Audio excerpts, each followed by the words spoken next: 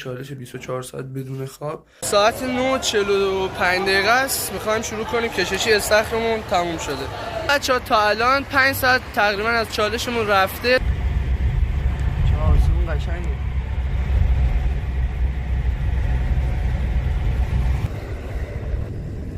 تا الان 2 تا کتابخونه رفتیم.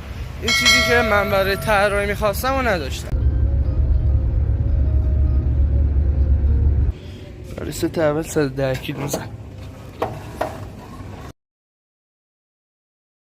تا الان 15 ساعت و 50 دقیقه از چالشمون گذشته.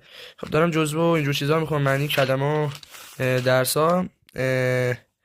آقا نگاه کنین چه آسمون چه خوشگله. من تازه کارم تمام شده. کنین من واقعا نمیتونم.